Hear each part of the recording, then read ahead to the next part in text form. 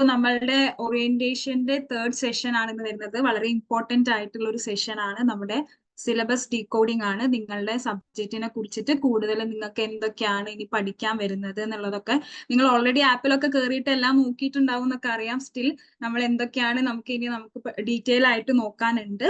So അതിന്റെ syllabus ഡീകോഡിങ്ങിന്റെ session ആണ് നമുക്ക് ഇന്ന് വരുന്നത്. അപ്പൊ നമ്മുടെ കൂടെ ഇവിടെ ജോയിൻ ചെയ്തിട്ടുള്ളത് നമ്മളുടെ ഇംഗ്ലീഷ് ഡിപ്പാർട്ട്മെന്റിൽ തന്നെയുള്ള ജയശ്യാം മാം ഉണ്ട്. അതുപോലെ തന്നെ സൈക്കോളജി ഡിപ്പാർട്ട്മെന്റിലുള്ള സുനീറ മാം ഉണ്ട്. അപ്പോൾ രണ്ടുപേരെയും ഞാൻ വെൽക്കം ചെയ്യുന്നു. സോ നമുക്ക് ഇനി നമ്മുടെ സിലബസ് ഡീകോഡിങ്ങിലേക്ക് ഡയറക്റ്റ് തന്നെ പോവാം.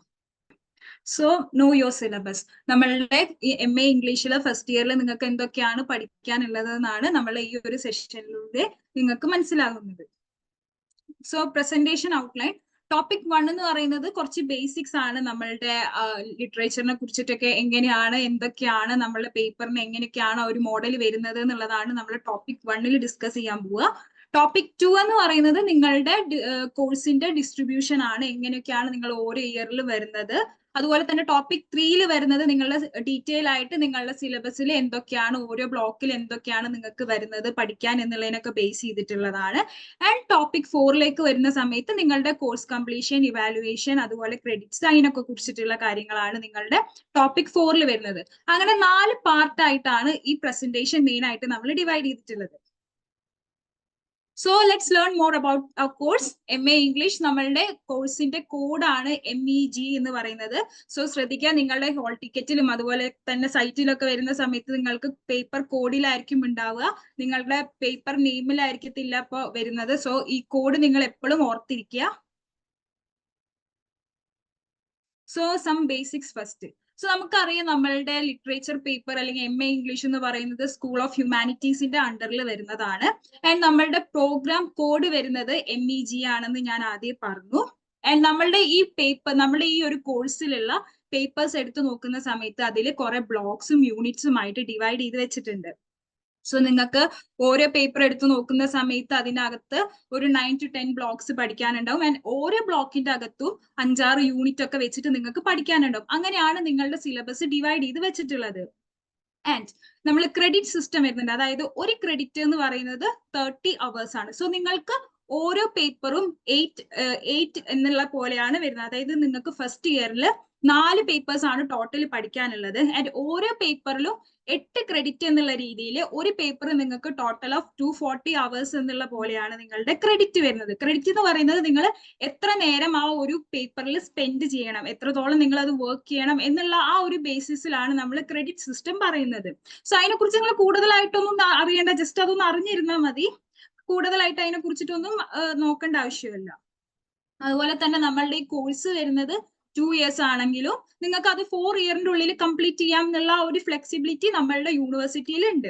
സാധാരണ നമ്മളുടെ ഡിഗ്രീസ് ഒക്കെ PGs ഒക്കെ വരുന്ന സമയത്ത് 2 years കൊണ്ടാണ് നമ്മൾ കംപ്ലീറ്റ് ചെയ്യുക, അങ്ങനെയൊക്കെയാണല്ലോ. പക്ഷെ നിങ്ങൾക്ക് ഇവിടെ 4 year എന്നുള്ള ഒരു ഫ്ലെക്സിബിലിറ്റി വരുന്നതുകൊണ്ട് തന്നെ നിങ്ങൾ വിത്തിൻ 4 years കംപ്ലീറ്റ് ചെയ്യാൻ മതി എന്നുള്ള പോലെയാണ്. ബട്ട് നിങ്ങൾ അങ്ങനെ ഒന്നും നോക്കിയിരിക്കുന്നു വേണ്ട. നമ്മൾ എത്ര പെട്ടെന്ന് കംപ്ലീറ്റ് ചെയ്യാൻ പറ്റുന്നു അത്ര പെട്ടെന്ന് തന്നെ കംപ്ലീറ്റ് ചെയ്യുക. കാരണം നിങ്ങൾക്ക് ആകെ ഓരോ ഇയറിലൊക്കെ 4 പേപ്പേഴ്സ് ഒക്കെ വരുന്നുള്ളൂ. അപ്പൊ അത്യാവശ്യം ലാംഗ്വേജും പിന്നെ നിങ്ങൾക്ക് ബേസ് ഒക്കെ ഉള്ളതാണല്ലോ. BA ഒക്കെ കഴിഞ്ഞിട്ടാണല്ലോ നിങ്ങൾ വരുന്നത്. അപ്പൊ പിന്നെ കൂടുതലൊന്നും അങ്ങോട്ട് നീട്ടിക്കൊണ്ടുപോകുന്നു വേണ്ട. പെട്ടെന്ന് തന്നെ ഒക്കെ തീർത്തിട്ട് ആ ഒരു ഇതിൽ തന്നെ പോവുക കേട്ടോ. പിന്നെ മെയിൻ ആയിട്ട് പറയാനുള്ളത്, നിങ്ങൾക്ക് നിങ്ങളുടെ സെന്റർ എന്ന് പറയുന്നത് IGNOU, ഹെഡ് ക്വാർട്ടേഴ്സ് വരുന്നത് നിങ്ങൾക്ക് ന്യൂഡൽഹിയിലാണെന്ന് അറിയാലോ. പിന്നെ അതിൽ നിങ്ങൾക്ക് ടോട്ടൽ 67 റീജിയണൽ സെന്റേഴ്സ് വരുന്നുണ്ട്. ആൻഡ് നമ്മളെ കേരളത്തിൽ വരുന്നത് 3 റീജിയണൽ സെന്റേഴ്സ് ആണ്. ഇന്നലത്തെ ആ ഒരു സെഷൻ അറ്റൻഡ് ചെയ്തവർക്കൊക്കെ ഇതിനെ കുറിച്ചിട്ട് ഒരു ഐഡിയ ഒക്കെ കിട്ടിയിട്ടുണ്ടാവും. ആൻഡ് നമുക്ക് സ്റ്റഡി സെന്റേഴ്സ് വരുന്നുണ്ട്. നിങ്ങളുടെ അപ്പോൾ അസൈൻമെന്റ്സും അതുപോലെ തന്നെ ബാക്കിയുള്ള അപ്ഡേഷൻ, ഇൻഡക്ഷൻ മീറ്റിംഗ് നിങ്ങൾക്ക് അതൊക്കെ നിങ്ങളുടെ സ്റ്റഡി സെന്റേഴ്സിലായിരിക്കും കണ്ടക്ട് ചെയ്യാം. സോ നിങ്ങളെ ഏറ്റവും നിയറസ്റ്റ് ആയിട്ടുള്ള സ്റ്റഡി സെന്റേഴ്സ് ആയിരിക്കും നിങ്ങൾ എപ്പോഴും ചൂസ് ചെയ്തിട്ടുണ്ടാവുക. സോ ഇതാണ് നിങ്ങളുടെ മെയിൻ ആയിട്ട് വരുന്ന ആ ഒരു സ്ട്രക്ചർ എന്ന് പറയുന്നത്. Topic 2, distribution of course over 2 years. So നിങ്ങൾക്കറിയാം നിങ്ങളുടെ ഈ കോഴ്സ് വരുന്നത് എന്ന് പറയുന്നത് 2 years ആയിട്ടാണ് വരുന്നത്. ഇനി നമുക്ക് നിങ്ങളുടെ ആ ഒരു കോഴ്സിന്റെ ആ ഒരു സ്ട്രക്ചർ എങ്ങനെയാ വരുന്നത് നോക്കാം. നിങ്ങൾക്ക് ഫസ്റ്റ് ഇയറിൽ ടോട്ടൽ ഓഫ് 4 പേപ്പേഴ്സ് ആണ് പഠിക്കാനുള്ളത്. ആൻഡ് പറയുന്നത് കമ്പൽസറി പേപ്പർ ആണ്. ആൻഡ് ബാക്കി വരുന്നത് എന്ന് പറയുന്നത് ഓപ്ഷണൽ മൊഡ്യൂൾ ആണ്. സോ ഈ കമ്പൽസറി പേപ്പർ എന്ന് പറയുന്നത് നിങ്ങൾക്ക് എപ്പോഴും എല്ലാവർക്കും ഒരുപോലെ തന്നെ പഠിക്കാനുണ്ടാവും. ആൻഡ് പിന്നെ ഓപ്ഷണൽ മൊഡ്യൂളിലേക്ക് വരുന്ന സമയത്ത് നിങ്ങളുടെ യൂണിവേഴ്സിറ്റിയിൽ നിന്ന് നിങ്ങൾക്ക് കുറെ ഓപ്ഷണൽ മൊഡ്യൂൾസ് പ്രൊവൈഡ് ചെയ്യും. അതിൽ നിങ്ങൾക്ക് ഇഷ്ടമുള്ള ഒരു മൊഡ്യൂൾ ആണ് നിങ്ങൾ എടുക്കേണ്ടത്. ആൻഡ് ആ മൊഡ്യൂളിന്റെ അണ്ടറിൽ വരുന്ന 3 പേപ്പേഴ്സ് ആയിരിക്കും നിങ്ങൾക്ക് പിന്നെ പഠിക്കാനുണ്ടാവുക. സോ നിങ്ങളെ കമ്പൽസറി വരുന്ന കോഴ്സും പ്ലസ് നിങ്ങളുടെ ഓപ്ഷണൽ മൊഡ്യൂളിന്റെ അണ്ടറിൽ വരുന്ന 3 പേപ്പേഴ്സും, അങ്ങനെ നിങ്ങൾക്ക് ടോട്ടൽ 4 പേപ്പർ ആണ് നിങ്ങളുടെ ഫസ്റ്റ് ഇയറിൽ നിങ്ങൾക്ക് പഠിക്കാനുണ്ടാവുക. ഈ സെയിം പാറ്റേൺ തന്നെയാണ് നിങ്ങളുടെ സെക്കൻഡ് ഇയറിനും വരുന്നത്. സോ നമുക്ക് നിങ്ങളുടെ MA ഫസ്റ്റ് ഇയേഴ്സിന് നിങ്ങളുടെ കമ്പൽസറി പേപ്പർ ആയിട്ട് വരുന്നത് ലിറ്റററി തിയറി ആൻഡ് ക്രിറ്റിസിസം എന്ന് പറയുന്ന പേപ്പർ ആണ്. സോ ഇത് നിങ്ങൾക്ക് എല്ലാവർക്കും ഒരുപോലെ പഠിക്കാനുണ്ടാവുന്ന പേപ്പർ ആണ്. പിന്നെ നിങ്ങളുടെ ഓപ്ഷണൽ മൊഡ്യൂളിലേക്ക് വരുന്ന സമയത്ത് നിങ്ങൾക്ക് ഇവിടെ കാണാൻ പറ്റും British literature, writings from India, new literatures in English, writings from the margins, American literature, the novel. ഇതാണ് നിങ്ങൾക്ക് വരുന്ന ഓപ്ഷണൽ മൊഡ്യൂൾസ് എന്ന് പറയുന്നത്. ആൻഡ് ഈ ഓപ്ഷണൽ മൊഡ്യൂൾസിൽ ഞാൻ ആ ഗ്രീൻ ടിക്ക് കൊടുത്തിട്ടുള്ള 2 മൊഡ്യൂൾസ് കാണാനുണ്ടല്ലോ, അതാണ് നിങ്ങൾക്ക് ലേൺ വൈസ് പ്രൊവൈഡ് ചെയ്യുന്നത്. ആൻഡ് ഇവിടെ ഫസ്റ്റ് ഇയേഴ്സിന് നമ്മൾ പ്രൊവൈഡ് ചെയ്യുന്ന മൊഡ്യൂൾ ആണ് ബ്രിട്ടീഷ് ലിറ്ററേച്ചർ എന്ന് പറയുന്നത്. ആൻഡ് നിങ്ങൾക്ക് ഇനിയിപ്പോ വരുന്ന സമയത്തും അവിടെയും ഇതുപോലെ തന്നെ ഒരു കമ്പൽസറി കോഴ്സും പിന്നെ ഒരു ഓപ്ഷണൽ മൊഡ്യൂളും അതിന്റെ അടിയിൽ വരുന്ന 3 പേപ്പേഴ്സ് എന്നുള്ള പോലെ തന്നെയാണ് നിങ്ങളുടെ സെക്കൻഡ് ഇയറിലും വരുന്നത്. ആൻഡ് സെക്കൻഡ് ഇയറിലേക്ക് നോക്കുന്ന സമയത്ത് നിങ്ങൾക്ക് അവിടെ 2 പേപ്പേഴ്സ് വരുന്നുണ്ട് കമ്പൽസറി ആയിട്ട്.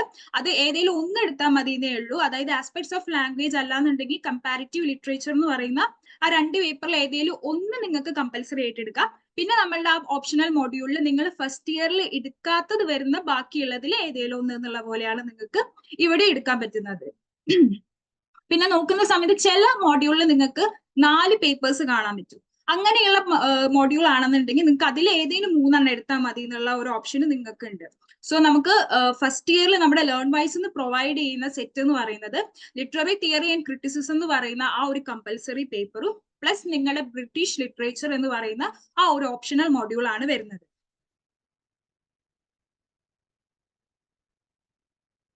Topic 3 syllabus overview and analysis. So നമുക്ക് ഇനി നമ്മളുടെ സെമസ്റ്റർ വൈസ് ആയിട്ടുള്ളത് സിലബസ് ഒന്ന് നോക്കാം എങ്ങനെയാ വരുന്നതെന്നുള്ളത്. First year courses British poetry. അപ്പൊ ബ്രിട്ടീഷ് ലിറ്ററേച്ചറിന്റെ അണ്ടറിൽ വരുന്ന 3 പേപ്പേഴ്സ് ആണ് British poetry, British novel, British drama. So ഇതിൽ ബ്രിട്ടീഷ് പോയട്രി എന്ന് പറയുന്ന ആ ഒരു പേപ്പർ ആണ് നമ്മൾ ആദ്യം ഇവിടെ ഡിസ്കസ് ചെയ്യാൻ പോകുന്നത്. സോ ഈ ഒരു പേപ്പറിലേക്ക് വരുന്ന സമയത്ത് നിങ്ങൾക്ക് ടോട്ടൽ 10 ബ്ലോക്ക് ആണ് വരുന്നത്. ആൻഡ് ഓരോ ബ്ലോക്കിലും നിങ്ങൾക്ക് ഓരോ വ്യത്യസ്തമായിട്ടുള്ള പോയിന്റ്സും അല്ലാന്നുണ്ടെങ്കിൽ ഓരോ കോൺസെപ്റ്റും കാര്യങ്ങളൊക്കെ ആയിരിക്കും ഇതിൽ പഠിക്കാനുണ്ടാവുക. ഓരോ റൊമാൻറ്റിക് പോയിറ്റ്സ് അല്ലെങ്കിൽ നിയോ ക്ലാസിക്കൽ പോയിറ്റ്സ്, അങ്ങനെ ഓരോന്നും ഡിഫറെന്റ് ഇവിടെ പഠിക്കാനുണ്ടാവുക. സോ ടോട്ടൽ ഓഫ് 10 ബ്ലോക്സ് ആണ് നിങ്ങൾക്ക് ബ്രിട്ടീഷ് പോയട്രിയിൽ വരുന്നത്.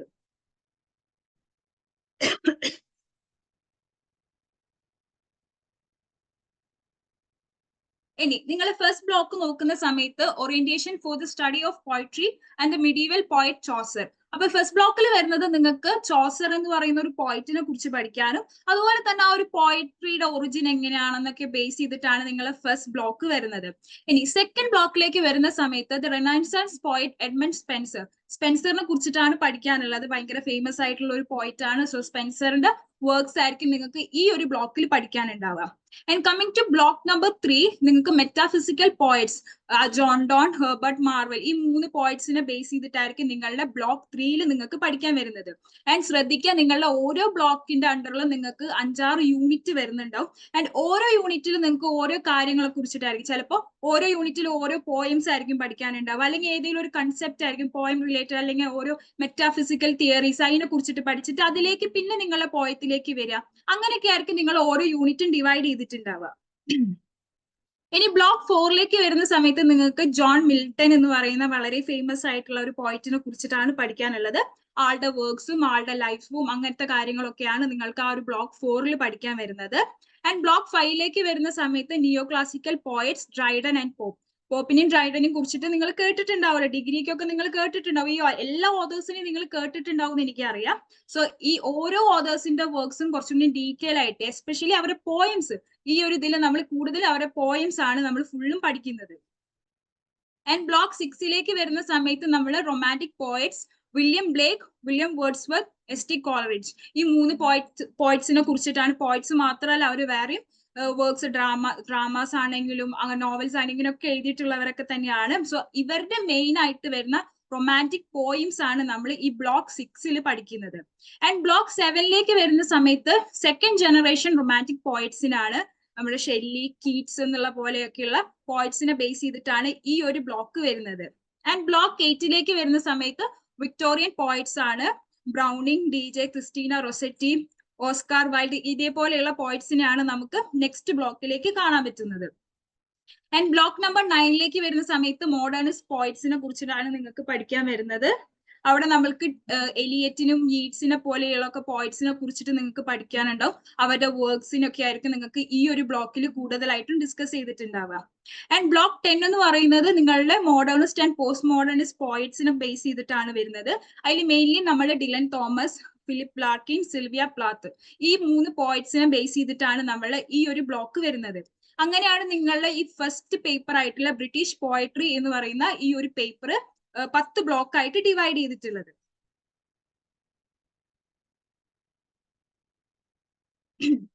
നിങ്ങളുടെ അടുത്ത പേപ്പർ വരുന്നത് ബ്രിട്ടീഷ് ഡ്രാമയാണ്. സോ ബ്രിട്ടീഷ് ഡ്രാമ MEG 02 എന്നാണ് ബ്രിട്ടീഷ് ഡ്രാമയുടെ പേപ്പർ കോഡ് വരുന്നത്.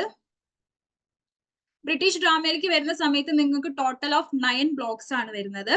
ഓരോ ബ്ലോക്ക് എന്ന് പറയുന്നത് ഓരോ ഡ്രാമയാണ്. ആൻഡ് ഓരോ ഡ്രാമയുടെ ആസ്പെക്ട്സ് ആണ് നിങ്ങൾക്ക് ഓരോ ഇതിലും പഠിക്കാനുള്ളത്. ഇപ്പൊ ഫസ്റ്റ് നിങ്ങൾക്ക് അതിന്റെ ഒരു ബാക്ക്ഗ്രൗണ്ട് പോലെ തരുകയാണെന്നുണ്ടെങ്കിൽ നെക്സ്റ്റ് അതിന്റെ ഒരു ഒരു കഥ പോലെ തരുന്നുണ്ടാവും. പിന്നെ നിങ്ങൾക്ക് അതിലെ മെയിൻ ക്യാരക്ടേഴ്സിനെ ബേസ് ചെയ്തിട്ട് പഠിക്കാനുണ്ടാവും. പിന്നെ വരുന്ന സമയത്ത് അതിന്റെ ഓരോ ഇന്റർപ്രിട്ടേഷൻസ് പഠിക്കാനുണ്ടാവും. അങ്ങനെ ഓരോ കാര്യങ്ങളെ ബേസ് ചെയ്തിട്ടായിരിക്കും നിങ്ങൾ ഓരോ ബ്ലോക്കിന്റെ അണ്ടറിൽ വരുന്ന യൂണിറ്റ്സ് ഡിവൈഡ് ചെയ്തിട്ടുണ്ടാവുക. സോ നിങ്ങൾക്ക് ടോട്ടൽ എന്ന് പറയുന്നത് 9 ഡ്രാമാസ് പഠിക്കാനുണ്ടാവും ഈ ഒരു സെറ്റില്. 9 ബ്ലോക്ക് ഡിസ്കസ് ചെയ്യുന്നത് 9 ഡ്രാമാസ് ആയിരിക്കും. സോ നമുക്ക് ഫസ്റ്റ് ബ്ലോക്ക് നോക്കുന്ന സമയത്ത് ക്രിസ്റ്റഫർ മാർലോ എന്ന് പറയുന്ന ഓതറിന്റെ ഡോക്ടർ ഫോസ്റ്റേഴ്സ് എന്ന് പറയുന്ന വളരെ ഫേമസ് ആയിട്ടുള്ള ഒരു ഡ്രാമയാണ് നിങ്ങൾക്ക് പഠിക്കാനുള്ളത്. ആൻഡ് ബ്ലോക്ക് നമ്പർ 2 വരുന്ന സമയത്ത് വില്യം ഷേക്സ്പിയറിന്റെ മിഡ്സമ്മർ നൈറ്റ്സ് ഡ്രീം എന്ന് പറയുന്ന ഒരു ഡ്രാമയാണ് പഠിക്കാനുള്ളത്. ഷേക്സ്പിയറിന്റെ 2 എണ്ണം നിങ്ങൾക്ക് പഠിക്കാൻ വരുന്നുണ്ട്. ഒന്ന് മിഡ്സമ്മർ നൈറ്റ് ഡ്രീമും പിന്നെ നെക്സ്റ്റ് ബ്ലോക്കിലേക്ക് വരുന്ന സമയത്ത് ഷേക്സ്പിയറിന്റെ വളരെ ഫേമസ് ആയിട്ടുള്ള ഹാംലെറ്റ് എന്ന് പറയുന്ന ഒരു ഡ്രാമ നിങ്ങൾക്ക് പഠിക്കാൻ വരുന്നുണ്ട്. ആൻഡ് ബ്ലോക്ക് 4 നോക്കുന്ന സമയത്ത് ബെൻ ജോൺസന്റെ ദ ആൽക്കമിസ്റ്റ് എന്ന് പറയുന്ന ഡ്രാമയാണ് വരുന്നത്. ആൻഡ് ബ്ലോക്ക് 5 വരുന്ന സമയത്ത് the play boy of the western world എന്ന് പറയുന്ന ഒരു വർക്കാണ് നിങ്ങൾക്ക് വരുന്നത്. ആൻഡ് ബ്ലോക്ക് 6 ബെർണാഡ് ഷോയുടെ പിഗ്മാലിയൻ എന്ന് പറയുന്ന ഒരു വർക്കാണ് വരുന്നത്. ഈ പിഗ്മാലിയൻ എന്ന് പറയുന്ന വർക്ക് കുറെ ആൾക്കാരൊക്കെ കേട്ടിട്ടുണ്ടാവും, അത്യാവശ്യം ഫേമസ് ആണ്. ആൻഡ് അതിനെ ബേസ് ചെയ്തിട്ടുള്ള ഒരു മൂവി ഒക്കെ ഇറങ്ങിയിട്ടുണ്ടായിരുന്നു, മൈ ഫെയർ ലേഡി എന്നൊക്കെ പറഞ്ഞിട്ടുള്ളത്. അതൊക്കെ സമയം കിട്ടുമ്പോൾ ഒന്ന് കണ്ടു നോക്കുക, നല്ല മൂവീസ് ആണ്. ആൻഡ് ബ്ലോക്ക് 7 വരുന്ന സമയത്ത് TS എലിയറ്റിന്റെ മർഡർ ഇൻ ദ കത്തീഡ്രൽ എന്ന് പറയുന്ന ഒരു ഡ്രാമയാണ് നിങ്ങൾക്ക് പഠിക്കാൻ വരുന്നത്. ഇത് ചിലപ്പോൾ നിങ്ങൾ നിങ്ങളുടെ ഡിഗ്രിയിലൊക്കെ പഠിക്കാൻ ചാൻസ് ഉണ്ട്. ഇത് ഒരുപാട് സിലബസിലൊക്കെ കണ്ടിട്ടുള്ള ഒരു ഡ്രാമയാണ് മർഡർ ഇൻ ദ കത്തീഡ്രൽ എന്ന് പറയുന്നത്. ആൻഡ് ബ്ലോക്ക് 8 വരുന്ന സമയത്ത് ജോൺ ഓസ്ബോണിന്റെ ലുക്ക് ബാക്ക് ഇൻ ആങ്കർ ആണ് കേട്ടോ. അവിടെ ടൈപ്പിംഗ് മിസ്റ്റേക്ക് വന്നിട്ടുണ്ട്, ലുക്ക് ഇൻ ആങ്കർ എന്നാണ് കൊടുത്തിട്ടുള്ളത്, ലുക്ക് ബാക്ക് ഇൻ ആങ്കർ എന്നാണ്. സോ ആംഗ്രി യങ് മാൻ എന്നൊക്കെ നിങ്ങൾ ഡിഗ്രിയിലൊക്കെ പഠിക്കുന്ന സമയത്ത് കേട്ടിട്ടുണ്ടാവും. സോ ആ ഒരു നോവൽ, ആ ഒരു ഡ്രാമയാണ് നിങ്ങൾക്ക് ബ്ലോക്ക് 8 പഠിക്കാൻ വരുന്നത്. ആൻഡ് ലാസ്റ്റ് ബ്ലോക്കിലേക്ക് വരുന്ന സമയത്ത് സാമുവൽ ബെക്കറ്റിന്റെ വെയിറ്റിംഗ് ഫോർ ഗോദോ എന്ന് പറയുന്ന ഒരു വർക്കാണ് വരുന്നത്. സോ ഇങ്ങനെയാണ് നിങ്ങളുടെ ബ്രിട്ടീഷ് ഡ്രാമ എന്ന് പറയുന്ന ഈ ഒരു സെക്ഷൻ 9 ബ്ലോക്ക് ആയിട്ട് ഡിവൈഡ് ചെയ്തിട്ടുള്ളത്.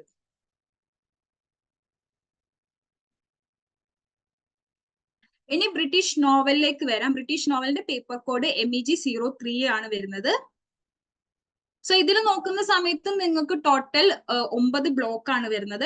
9 ബ്ലോക്കിൽ നിങ്ങൾക്ക് 9 നോവലാണ് പഠിക്കാൻ വരുന്നത്. സോ ഓരോ ബ്ലോക്കും ഇപ്പൊ നിങ്ങൾ ഓരോന്നും ആ കറക്റ്റ് ഓർഡറിൽ പഠിച്ചിട്ടില്ല എന്നുണ്ടെങ്കിലും ബ്ലോക്ക് അങ്ങോട്ടും ഇങ്ങോട്ടും മാറിയൊക്കെ നിങ്ങൾ പഠിച്ചാൽ ആ ഒരു നോവലായിരിക്കും ഒരു ബ്ലോക്ക് ഫുള്ളും ഡിസ്കസ് ചെയ്തിട്ടുണ്ടാവുക. സോ നിങ്ങളിപ്പോ ഈ ഒരു പേപ്പർ എടുത്ത് പഠിക്കുകയാണെങ്കിലും നിങ്ങളിപ്പോ ഫസ്റ്റ് 9th ബ്ലോക്ക് സ്റ്റാർട്ട് ചെയ്താലും ഫസ്റ്റ് ബ്ലോക്ക് സ്റ്റാർട്ട് ചെയ്താലും സെയിം എഫക്ട് തന്നെയായിരിക്കും. കാരണം ഒന്നും അങ്ങോട്ടും ഇങ്ങോട്ടും കണക്റ്റഡ് അല്ല. ഒരു ബ്ലോക്ക് എന്ന് പറയുന്നത് ഫുള്ളി ഒരു നോവൽ തന്നെയാണ് ഡിസ്കസ് ചെയ്തുകൊണ്ടിരിക്കുന്നുണ്ടാവുക. സോ നമുക്ക് ഫസ്റ്റ് പഠിക്കാൻ വരുന്നത് ഹെൻറി ഫീൽഡിങ്ങിന്റെ ടോം ജോൺസ് എന്ന് പറയുന്ന ഒരു നോവലാണ്. ആൻഡ് സെക്കൻഡ് വരുന്ന സമയത്ത് വെരി ഫേമസ് ജെയിൻ ഓസ്റ്റന്റെ പ്രൈഡ് ആൻഡ് പ്രിജുഡിസ് എന്ന് പറയുന്നതാണ്. ഇത് ഒരു സിനിമയാക്കിയിട്ടുണ്ട്. അതുപോലെ തന്നെ വളരെ ഫേമസ് ആയിട്ടുള്ള ഒരു നോവലാണ്. നിങ്ങൾ പറ്റുകയാണെന്നുണ്ടെങ്കിൽ അതിന്റെ ഒറിജിനൽ ടെക്സ്റ്റ് തന്നെ എടുത്ത് വായിക്കുക. വളരെ ഇമ്പോർട്ടന്റ് ആയി നിങ്ങൾക്ക് ലിറ്ററേച്ചർ സ്റ്റുഡൻസ് എന്നൊക്കെ പറയുന്ന സമയത്ത് വായിച്ചിരിക്കേണ്ട ഒരു നോവലാണ് ജെയിൻ ഓസ്റ്റന്റെ പ്രൈഡ് ആൻഡ് പ്രിജുഡിസ് എന്ന് പറയുന്നത്. ആൻഡ് ബ്ലോക്ക് 3 വരുന്ന സമയത്ത് വിതറിംഗ് ഹൈറ്റ്സ് വരുന്നുണ്ട്. അതും ഒരു വളരെ ഫേമസ് ആയിട്ടുള്ള ഒരു നോവൽ തന്നെയാണ്. ബ്ലോക്ക് 4 വരുന്ന സമയത്ത് ചാൾസ് ഡിക്കന്റെ ഗ്രേറ്റ് എക്സ്പെക്ടേഷൻസ് എന്ന് പറയുന്ന ഒരു നോവലാണ് വരുന്നത്. ആൻഡ് ബ്ലോക്ക് 5 വരുന്ന സമയത്ത് ജോർജ് എലിയറ്റിന്റെ മിഡിൽ മാർച്ച് എന്ന് പറയുന്ന ഒരു നോവൽ പഠിക്കാനുണ്ട്. ബ്ലോക്ക് 6 വരുന്ന സമയത്ത് ജോസഫ് കോൺഗ്രേഡിന്റെ ഹാർട്ട് ഓഫ് ഡാർക്ക്നെസ് എന്ന് പറയുന്ന ഒരു നോവൽ പഠിക്കാനുണ്ട്. ആൻഡ് ബ്ലോക്ക് 7 വരുന്ന സമയത്ത് ജെയിംസ് ജോയ്സിന്റെ a portrait of the artist as a young man എന്ന് പറയുന്ന ഒരു നോവലാണ് പഠിക്കാനുള്ളത്. സോ ഈ നോവലിലൊക്കെ നിങ്ങൾക്ക് ഓരോ ബ്ലോക്കിലും നിങ്ങൾ എപ്പോഴും നിങ്ങൾ എടുത്തു നോക്കുന്ന സമയത്ത് നിങ്ങൾ ഫസ്റ്റ് യൂണിറ്റ് എന്ന് പറയുന്നത് എപ്പോഴും ആ ഒരു കാലഘട്ടത്തിന്റെ ഒരു ബാക്ക്ഗ്രൗണ്ട് പോലെ ആയിരിക്കും തരുന്നുണ്ടാവുക. ആ ഒരു നോവൽ എഴുതുന്ന സമയത്ത് ആ ഒരു സമൂഹം എങ്ങനെയായിരുന്നു എന്ന് വെച്ചിട്ട് അതിൽ നിന്ന് കണക്ട് ചെയ്തിട്ടാണ് നിങ്ങൾ ആ നോവലിലേക്ക് നിങ്ങൾ ഇൻട്രൊഡ്യൂസ് ചെയ്യുക. അപ്പൊ നിങ്ങൾക്ക് ആ ഒരു ടൈം പീരീഡിൽ ഉണ്ടായിരുന്ന ആളുകളുടെ ഒരു മെന്റാലിറ്റി എങ്ങനെയായിരുന്നു, സൊസൈറ്റി എങ്ങനെയായിരുന്നു എന്നൊക്കെ അറിഞ്ഞിട്ട് ആ ഒരു നോവൽ ആ ഒരു സൊസൈറ്റിയിൽ എങ്ങനെ സിറ്റുവേറ്റ് ചെയ്യപ്പെട്ടു എന്നുള്ളതൊക്കെ നിങ്ങൾക്ക് അറിയാൻ പറ്റും. സോ ആ ഒരു ഓർഡറിൽ വളരെ ബ്യൂട്ടിഫുൾ ആയിട്ടാണ് നിങ്ങളുടെ ആ ഒരു ഇതിൽ കൊടുത്തിട്ടുള്ളത്, നിങ്ങളുടെ ആ ഒരു വർക്ക് നിങ്ങൾക്ക് പഠിക്കാൻ തന്നിട്ടുള്ളത്. ആൻഡ് ബ്ലോക്ക് 8 വരുന്ന സമയത്ത് എഡ്വേർഡ് മോർഗൻ ഫോറസ്റ്ററിന്റെ എ പാസേജ് ടു ഇന്ത്യ എന്ന് പറയുന്ന ഒരു നോവലാണ് വരുന്നത്. ആൻഡ് നിങ്ങളെ ലാസ്റ്റ് ബ്ലോക്ക് മുറിയൽ സ്പാർക്കിന്റെ the prime of Miss Jean Brodie എന്ന് പറയുന്ന ഒരു വർക്കാണ് വരുന്നത്. സോ ഇങ്ങനെയാണ് നിങ്ങളുടെ ബ്രിട്ടീഷ് നോവൽ എന്ന് പറയുന്ന ഈ ഒരു പേപ്പർ ഡിവൈഡ് ചെയ്തിട്ടുള്ളത്. സോ ടോട്ടൽ നിങ്ങൾക്ക് 9 ബ്ലോക്ക് എന്ന് പറയുമ്പോൾ 9 നോവൽ തന്നെയാണ് നിങ്ങൾക്ക് പഠിക്കാനുള്ളത്. ഓരോ ബ്ലോക്കും ഓരോ നോവലാണ്. ആൻഡ് അതിനെ ഓരോ യൂണിറ്റിലും പറയുന്നത് ആ നോവലിനെ ബേസ് ചെയ്തിട്ടുള്ള ഓരോ ഇന്റർപ്രിട്ടേഷൻ, ബാക്ക്ഗ്രൗണ്ട്, അതിലത്തെ സമ്മറി, ക്യാരക്ടേഴ്സ്, അങ്ങനെയാണ് ഓരോ യൂണിറ്റും ഡിവൈഡ് ചെയ്ത് വെച്ചിട്ടുള്ളത്. ഇനി നെക്സ്റ്റ് എന്ന് പറയുന്ന പേപ്പറാണ് നിങ്ങളുടെ കൂട്ടത്തിൽ കുറച്ച് കൊമ്പൻ എന്ന് പറയാൻ പറ്റുന്ന പേപ്പർ. നിങ്ങൾക്ക് കുറച്ച് ബുദ്ധിമുട്ട് വരാൻ ചാൻസ് ഉള്ള ഒരു പേപ്പറാണ്. കാരണം മുന്നത്തെ പേപ്പേഴ്സ് ഒക്കെ നിങ്ങൾക്ക് ഒരു കഥ പോലെ വായിച്ചു പോവാം, അല്ലാന്നുണ്ടെങ്കിൽ ആ ഒരു കഥ പോലെ ഓർത്തിരിക്കാൻ പറ്റുന്ന പോലെയാണ്. പക്ഷെ ഇതിലേക്ക് വരുന്ന സമയത്ത് നിങ്ങൾ കുറച്ചും കൂടി അധികം ടൈം സ്പെൻഡ് ചെയ്യേണ്ട ഒരു പേപ്പറാണ് ലിറ്റററി ക്രിറ്റിസിസം ആൻഡ് തിയറി. ഇതിന്റെ പേപ്പർ കോഡ് വരുന്നത് MEG 05 ആണ്. സോ ഇതാണ് നിങ്ങളുടെ കമ്പൽസറി കോഴ്സിൽ വരുന്നത്. എല്ലാവർക്കും ഒരുപോലെ പഠിക്കാനുള്ളതായിരിക്കും. നിങ്ങൾ കുറച്ചധികം ടൈം സ്പെൻഡ് ചെയ്യുക. കാരണം നിങ്ങളെ ബാക്കി കഥകൾ വായിച്ചുകൊണ്ടിരിക്കേണ്ട ഒരു ഏരിയ ആണ്. കാരണം നിങ്ങൾ ഇന്ന് പഠിച്ച് ചിലപ്പോൾ നാളെ അതെടുത്ത് വായിക്കുമ്പോൾ ചിലപ്പോൾ ഒന്നും മറക്കാൻ ചാൻസ് ഉണ്ട്. അങ്ങനെയൊക്കെ വരുന്ന കുറച്ച് സാധനങ്ങൾ ഇതിനകത്ത് വരുന്നുണ്ട്. സോ നിങ്ങൾ പ്രിപ്പയർ ചെയ്യുന്ന സമയത്ത് ഈ ഒരു ഏരിയ കുറച്ചധികം പ്രിപ്പയർ ചെയ്യുക. പ്രത്യേകിച്ച് എക്സാമിന്റെ തലേന്നൊക്കെ ഒന്നും ഇത് പഠിക്കാനായിട്ട് കൊണ്ടുവെക്കരുത്. കാരണം വളരെ ബുദ്ധിമുട്ടായിരിക്കും നിങ്ങൾക്ക് അത് അങ്ങനെ നോക്കുന്ന സമയത്ത്. ക്രിറ്റിസിസം ഒക്കെ പഠിക്കാൻ ഇച്ചിരി ബുദ്ധിമുട്ടുള്ള ഒരു ഏരിയ ആണ്. സോ ഈ ഒരു പേപ്പർ കുറച്ചധികം കോൺസെൻട്രേറ്റ് ചെയ്ത് പഠിക്കാം. സോ ബ്ലോക്ക് 1 വരുന്ന സമയത്ത് ഒരു ഇൻട്രൊഡക്ഷൻ പോലെയാണ്. സോ ഈ ബ്ലോക്ക് 1 അകത്തെടുത്ത് നോക്കുന്ന സമയത്ത് നിങ്ങൾക്ക് ആ ഒരു ക്രിറ്റിസിസത്തിനെ കുറിച്ചിട്ട് ഒരു ഇൻട്രൊഡക്ഷൻ, അതുപോലെ തന്നെ ഇന്ത്യൻ എസ്തെറ്റിക്സ് അതിനൊക്കെ കുറിച്ചിട്ട് പറയുന്നുണ്ട്. ആ ഒരു പേപ്പറിന്റെ ഒരു ഇൻട്രൊഡക്ഷൻ പോലെ നിങ്ങൾക്ക് ഈ ബ്ലോക്ക് 1 നിങ്ങൾക്ക് ഇൻട്രൊഡ്യൂസ് ചെയ്യാം. പിന്നെ ബ്ലോക്ക് 2 വരുന്ന സമയത്ത് ക്ലാസിക്കൽ ക്രിറ്റിസിസം എന്ന് പറയുന്നതിനെ ബേസ് ചെയ്തിട്ടാണ് നിങ്ങൾക്ക് ബ്ലോക്ക് 2 വരുന്നത്. ആൻഡ് ബ്ലോക്ക് 3 വരുന്ന സമയത്ത് റൊമാൻറ്റിക് ക്രിറ്റിസിസം എന്ന് പറയുന്നതാണ് വരുന്നത്. ബ്ലോക്ക് 4 വരുന്ന സമയത്ത് ന്യൂ ക്രിറ്റിസിസം. നിങ്ങൾക്ക് ഓരോ ബ്ലോക്ക് എന്ന് പറയുന്നത് നേരത്തെ ഞാൻ പറഞ്ഞല്ലോ, ഓരോ ബ്ലോക്കും ഓരോ നോവൽ അല്ലെങ്കിൽ ഓരോ ഡ്രാമ എന്ന് പറയുന്നത് പോലെ ഇതിലും ഓരോ ബ്ലോക്കും നിങ്ങൾക്ക് ഓരോ ക്രിറ്റിസിസം അല്ലെങ്കിൽ ഓരോ തിയറിനെ ബേസ് ചെയ്തിട്ടായിരിക്കും നിങ്ങൾക്ക് പഠിക്കാനുണ്ടാവുക. ബ്ലോക്ക് 5 വരുന്ന സമയത്ത് മാർക്സിസ്റ്റ് വ്യൂ ഓഫ് ലിറ്ററേച്ചർ വരുന്നുണ്ട്. ബ്ലോക്ക് 6 ഫെമിനിസ്റ്റ് തിയറീസ് വരുന്നുണ്ട്. Block 7 deconstruction. ബ്ലോക്ക് 8 വരുന്ന കണ്ടംപററി വരുന്നുണ്ട്. നിങ്ങളുടെ ഈ ഒരു ലിറ്റററി ക്രിറ്റിസിസം ആൻഡ് തിയറി എന്ന് പറയുന്നത് ഡിവൈഡ് ചെയ്ത് വെച്ചിട്ടുള്ളത്. എപ്പോഴും ഈ ഒരു പേപ്പർ നിങ്ങൾ കുറച്ചധികം ടൈം സ്പെൻഡ് ചെയ്ത് പഠിക്കുക. അത് ഓർത്തിരിക്കണം. മറ്റുള്ള പോലെ നിങ്ങൾക്ക് എക്സാമിന്റെ തലേന്ന് പെട്ടെന്ന് എടുത്ത് വായിച്ച് കഥയൊക്കെ ഇങ്ങനെ മനസ്സിലാക്കി പഠിക്കുന്ന പോലെ പെട്ടെന്ന് അങ്ങ് പഠിക്കാൻ പറ്റുന്ന ഒരു ഏരിയ അല്ല ഇത്. കുറച്ചധികം വർക്ക് ചെയ്യുക. എസ്പെഷ്യലി നമ്മളുടെ BA ഇംഗ്ലീഷ് എടുക്കാതെ ലിറ്ററേച്ചർ ബാക്ക്ഗ്രൗണ്ട് ഇല്ലാതെ വരുന്ന ആൾക്കാർ കുറച്ചധികം ഇതിനു വേണ്ടി സ്പെൻഡ് ചെയ്യാൻ ശ്രമിക്കാം. സോ അതാണ് നിങ്ങൾക്ക് മെയിൻ ആയിട്ട് നിങ്ങളുടെ പേപ്പേഴ്സിനെ കുറിച്ച് പറയാനുള്ളത്, നിങ്ങളുടെ സബ്ജക്റ്റിനെ കുറിച്ചിട്ട് പറയാനുള്ളത്. ആൻഡ് ഇനി നിങ്ങളുടെ ഇവാലുവേഷൻ എങ്ങനെയാണെന്ന് നമുക്ക് നോക്കാം. ഇവാലുവേഷനിലേക്ക് വരുന്ന സമയത്ത് നിങ്ങൾക്ക് നമ്മളുടെ പെർസെൻറ്റേജ് റേഞ്ച് നോക്കുന്ന സമയത്ത് ടോട്ടൽ 80% ആൻഡ് എബോവ് ആണെന്നുണ്ടെങ്കിൽ നിങ്ങൾക്ക് ഗ്രേഡ് 5 ആണ്, അതായത് എ എക്സലന്റ് ഗ്രേഡ് ആണ് നിങ്ങൾക്ക് വരുന്നത്. ആൻഡ് 60 to 79.9 ആണെന്നുണ്ടെങ്കിൽ ഗ്രേഡ് 4, അതായത് ബി വെരി ഗുഡ്. പിന്നെ 50 to 59.9 ആണെന്നുണ്ടെങ്കിൽ ഗ്രേഡ് 3യിലാണ് വരുന്നത്, അതായത് സി ഗുഡ്. പിന്നെ 40 to 49.9 ആണെന്നുണ്ടെങ്കിൽ അത് ജസ്റ്റ് നിങ്ങൾ ആ ഒരു പാസ് മാർക്ക് അല്ലെങ്കിൽ ആ ഒരു ബൗണ്ടറി മാർക്കാണ് അത് വരുന്നത്. അത് നിങ്ങൾക്ക് സാറ്റിസ്ഫാക്ടറി ആയിട്ട് വരുന്നുണ്ട്, ഗ്രേഡ് 2ലാണ് വരുന്നത്. ആൻഡ് ബിലോ 40% ആണെന്നുണ്ടെങ്കിൽ ആക്ച്വലി ഫെയിൽ ആണ്. സോ അൺസക്സസ്ഫുൾ, അത് ഈ അൺസാറ്റിസ്ഫാക്ടറി ആണ് വരുന്നത്, ഗ്രേഡ് 1 എന്നുള്ള പോലെയാണ്. സോ നിങ്ങൾക്ക് വേണ്ട പാസ് മാർക്ക് മിനിമം 40% ആണ്. ഇനി നിങ്ങളുടെ അസൈൻമെന്റ്സിന്റെ കാര്യം കുറിച്ച് പറയുന്ന സമയത്ത്, അസൈൻമെന്റ്സ് എപ്പോഴും നിങ്ങൾക്ക് നിങ്ങൾ ജൂലൈ 24 ബാച്ച് ആണെന്നുണ്ടെങ്കിൽ നിങ്ങൾക്ക് നെക്സ്റ്റ് മാർച്ചോട് കൂടിയിട്ടായിരിക്കും നിങ്ങൾ അസൈൻമെന്റ് വെക്കേണ്ട വരിക. നിങ്ങൾ എക്സാമിന്റെ മുമ്പേ ആയിട്ട് തന്നെ അസൈൻമെന്റ് വെക്കണം എന്നുള്ളത് കമ്പൽസറി ആണ്. നിങ്ങൾ ഏതൊക്കെ അസൈൻമെന്റ് വെച്ചിട്ടുണ്ടോ അതിന്റെയൊക്കെ എക്സാം മാത്രമേ നിങ്ങൾക്ക് എഴുതാൻ പറ്റുള്ളൂ. സോ ജൂലൈ ബാച്ചുകാരുടെ എക്സാം വരുന്നത് നെക്സ്റ്റ് ജൂണിൽ ആയതുകൊണ്ട് തന്നെ നിങ്ങളുടെ അസൈൻമെന്റ് സബ്മിഷന്റെ ടൈം വരുന്നത് മാർച്ചിലായിരിക്കും. അപ്പത്തേക്കും അസൈൻമെന്റ്സ് ഒക്കെ എഴുതിയിട്ട് പ്രിപ്പയർ ചെയ്തിരിക്കുക. എപ്പോ കൊണ്ടുവയ്ക്കാൻ പറ്റുന്ന പോലെ നിങ്ങൾ റെഡി ആയിട്ട് ഇരിക്കുക. അതുപോലെ തന്നെ നിങ്ങളുടെ അസൈൻമെന്റ്സിന്റെ നിങ്ങളുടെ ആൻസർ ക്വസ്റ്റ്യൻ പേപ്പർ വരുന്നത് ഔട്ട് ഓഫ് 100-ലാണ്. നിങ്ങൾ 100-ൽ ആൻസർ എഴുതുന്നുണ്ടെങ്കിലും നിങ്ങൾക്ക് റിസൾട്ട് വരുന്ന സമയത്ത് അത് 70-ലേക്ക് ആക്കിയിട്ട് ബാക്കി 30 മാർക്സ് എന്ന് പറയുന്നത് നിങ്ങളുടെ അസൈൻമെന്റിന്റെ മാർക്കാണ്. സോ 30% നിങ്ങളുടെ ടോട്ടൽ മാർക്സിൽ വരുന്നത് നിങ്ങളുടെ അസൈൻമെന്റിൽ നിന്നാണ്. ആയിട്ട് തന്നെ നിങ്ങൾ അസൈൻമെന്റിനെയും കണക്കാക്കുക. നമ്മൾ പറയുന്ന ആ ഒരു ഗൈഡ് ലൈൻസ് ഒക്കെ ബേസ് ചെയ്തിട്ട് അതുപോലെ തന്നെ നിങ്ങൾ സബ്മിറ്റ് ചെയ്യാൻ ശ്രമിക്കുക. അതുപോലെ തന്നെ നിങ്ങളുടെ ടോട്ടൽ മാർക്സിന്റെ 70% നിങ്ങൾ എഴുതുന്ന റിട്ടൺ എക്സാമിന്റെ ആണെന്നുണ്ടെങ്കിൽ ബാക്കി 30% എന്ന് പറയുന്നത് അസൈൻമെന്റിനാണ്. അപ്പൊ നിങ്ങൾ സത്യം പറഞ്ഞാൽ നിങ്ങൾക്ക് വെറുതെ കിട്ടുന്ന ഒരു മാർക്ക്, നിങ്ങളുടെ എഫേർട്ട് ഉണ്ടെങ്കിൽ തന്നെ നിങ്ങൾക്ക് ആ ഒരു ഉറപ്പിക്കാൻ പറ്റുന്ന ഒരു മാർക്കാണ് അവിടെ അസൈൻമെന്റിന്റെ. സോ അതൊക്കെ നിങ്ങൾ അസൈൻമെന്റ് കറക്റ്റ് ടൈം തന്നെ കൊണ്ട് സബ്മിറ്റ് ചെയ്യുക. അതിൽ കൂടുതൽ കൺഫ്യൂഷൻസ് ഒന്നും വരുത്താതിരിക്കുക. ടേം ആൻഡ് എക്സാമിനേഷൻ ഞാൻ പറഞ്ഞ പോലെ തന്നെ നിങ്ങൾക്ക് ടോട്ടൽ 100 മാർക്സിലായിരിക്കും ഉണ്ടാവുക. അതിൽ നിങ്ങൾക്ക് പാസ് മാർക്ക് എന്ന് പറയുന്നത് 40 മാർക്സ് ആണ് വേണ്ടത്. MA-കാർക്ക് 40 മാർക്സ് ആണ് വേണ്ടത്. മിനിമം 40 മാർക്സ് ഇല്ലാന്നുണ്ടെങ്കിൽ നിങ്ങൾക്ക് ആൻഡ് നിങ്ങൾ അസൈൻമെന്റിന്റെ മാർക്സ് എന്ന് പറയുന്നത് നിങ്ങൾ തിയറി പേപ്പറിൽ നിങ്ങൾ പാസ്സായാൽ മാത്രമേ അസൈൻമെന്റിന്റെ മാർക്ക് അതിന്റെ കൂടെ ആഡ് ആവുള്ളൂ. അല്ലാതെ നിങ്ങളുടെ അസൈൻമെന്റിന്റെ മാർക്ക് കൂട്ടിയിട്ട് നിങ്ങളെ പാസ്സാക്കും എന്നുള്ള ആ ഒരു സംഭവം ഇല്ല. തിയറി പേപ്പറിൽ പാസ്സായാൽ മാത്രമേ അസൈൻമെന്റിന്റെ മാർക്ക് അതിന്റെ കൂടെ ആഡപ്പ് ആവുള്ളൂ കേട്ടോ.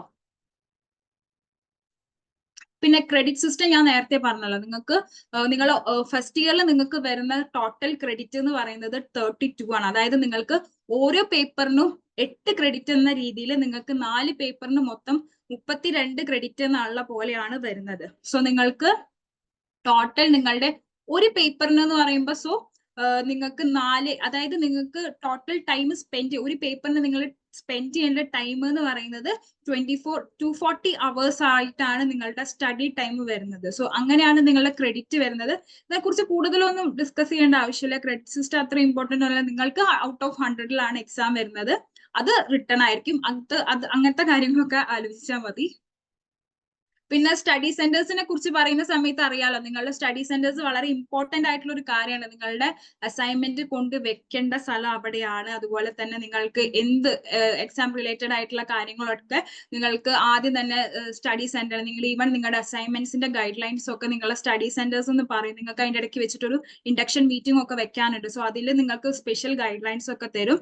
അതുപോലെ തന്നെ നിങ്ങൾക്ക് ആ ഒരു നിങ്ങളുടെ കൂടെ വരുന്ന ആരൊക്കെ അവിടെ ലേണേഴ്സ് ഉണ്ടാവും, നിങ്ങളുടെ ആ ഒരു സ്റ്റഡി സെന്ററിൽ വരുന്ന നിങ്ങളുടെ ഫെല്ലോ ലേണേഴ്സിനൊക്കെ കണ്ട് പരിചയപ്പെടാനൊക്കെ പറ്റുന്നത് നിങ്ങളുടെ സ്റ്റഡി സെന്റേഴ്സിലാണ്. അപ്പൊ അവിടെ ഇൻഡക്ഷൻ മീറ്റിംഗ് ഒക്കെ വെക്കുന്ന സമയത്ത് നിങ്ങൾ നിർബന്ധമായിട്ടും പോയി അറ്റൻഡ് ചെയ്യുക. അതുപോലെ തന്നെ നിങ്ങളുടെ ഇവാലുവേഷൻ, അതുപോലെ തന്നെ അസൈൻമെന്റ്സിന്റെ ഇവാലുവേഷനും കാര്യങ്ങളൊക്കെ നിങ്ങളുടെ സ്റ്റഡി സെന്റേഴ്സ് നിന്നാണ് നടക്കുക. അതുപോലെ നിങ്ങൾക്ക് അവിടെ പോയിരുന്ന് പഠിക്കാനുള്ളതും നിങ്ങളുടെ മെറ്റീരിയൽസും അതൊക്കെ നിങ്ങൾക്ക് ആ സ്റ്റഡി സെന്റേഴ്സ് അവൈലബിൾ ആണ്. അവിടെ ഒരു സ്റ്റഡി ലൈബ്രറി തന്നെ ഉണ്ട്.